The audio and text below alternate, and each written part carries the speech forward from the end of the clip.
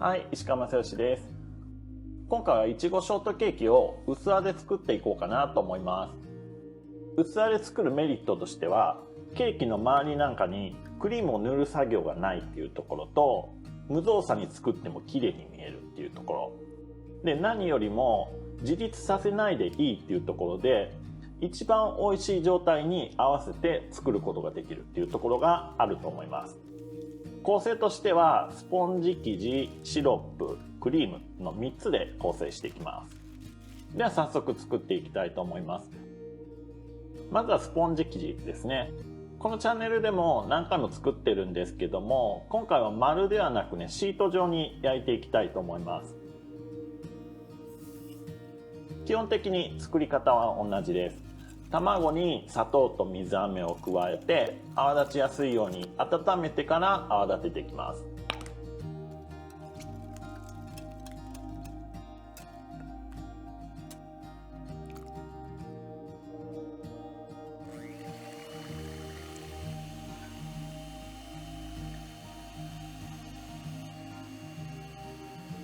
8の字が書けるくらいまで泡立ててから粉を合わせていきます。で、粉は3回に分けて加えていきます。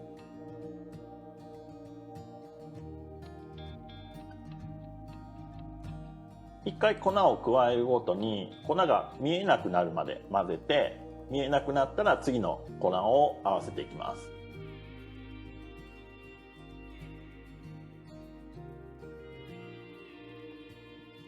全部の粉が見えなくなったらさらに20回ほど混ぜて、熱々に溶かしたバターと牛乳を加えていきます。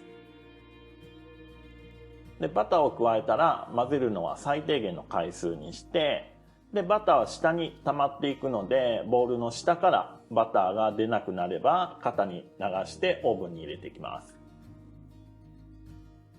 170度で予熱したオーブンで160度で30分焼成していきます。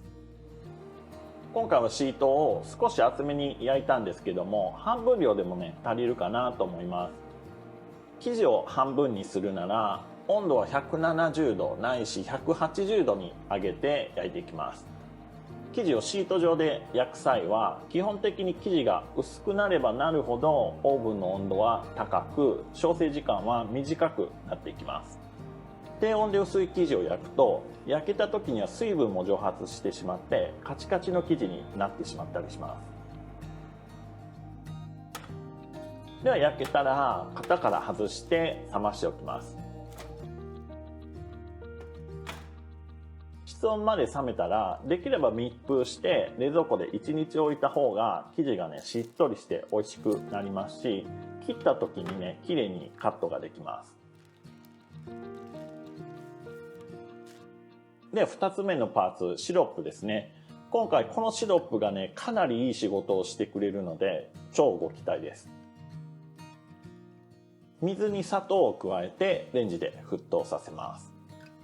沸いたら砂糖を溶かして、で室温まで冷めたらお酒を加えます。今回はグランマルニエというオレンジのお酒を加えることで華やかな香りをシロップに足し上げます。酔うほどの量ではないとは思うんですけども、お酒が苦手な方だったりお子様が食べる場合はオレンジジュースでね代用してもいいかなと思います。では中に入れるいちごですね。これはヘタを取って半割りにしておきます。で、この時に形の綺麗な粒を数個そのまま飾り用としてね置いておくといいと思います。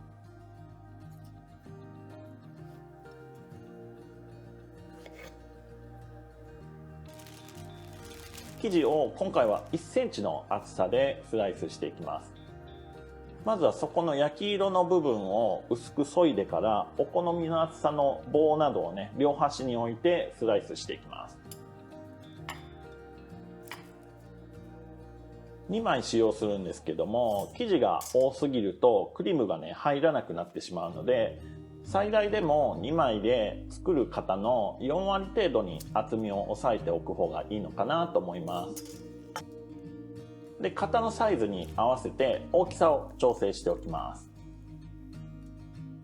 ではクリームを泡立てていきますね。クリームに砂糖を加えて泡立てていきます。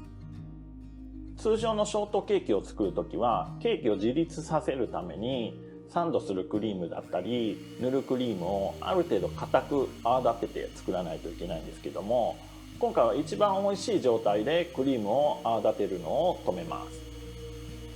生クリームが硬くなってケーキが自立するようにするためには、泡立てることで生クリームの中のね、脂肪球っていうね、球を集めて脂肪の塊を無数に作るんですけども、そうすると脂肪の塊が大きくなればなるほど口の中で溶けるのに時間がかかるので、泡立てれば泡立てるほどおのずと口どけも少しずつね、悪くなっていきます。それを口どけ最高な状態で止めて作っていきます。これくらいにふわっとしているけど硬くない状態まで泡立てたら OK です。では組み立てていきますね。まずそこに生地を敷いて、生地にシロップをね、半分染み込ませていきます。今回シロップの量も自立させる時よりもね、かなり多めに使用しているのでね、生地の口どけもね、最高になっていきます。では少しクリームを入れて適当にならしたら、いちごをね、好きなだけ並べていきます。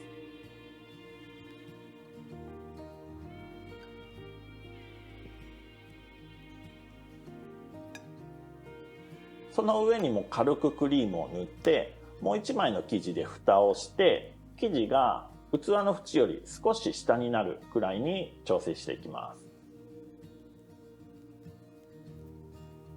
では生地に残りのシロップをね、全部染み込ませていきます。で、最後にふわふわのクリームで覆っていきます。生地が見えないようにクリームを広げたら、表面はヘラを縁に沿わせて平らにならしてもいいですし、無造作にね、波立つようにしても可愛いと思います。あとはクリスマスの飾りやイチゴをね、お好きに飾ってもらえたらいいかなと思います。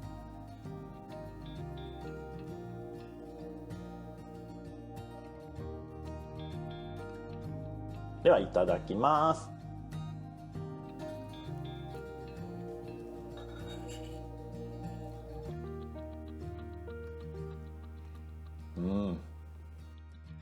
これ口どけがね、最高ですね。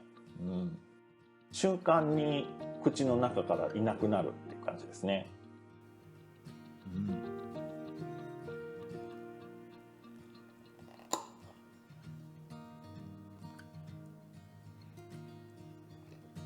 で、これは作りたてを食べても美味しいですし、1日置いてクリームと生地とイチゴが馴染んだものもめっちゃ美味しいですね。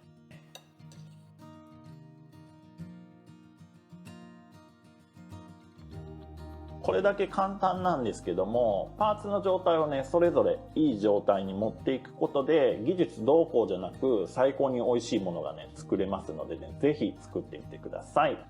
ではまた次の動画でお会いしましょう。石川正義でした。バイバーイ。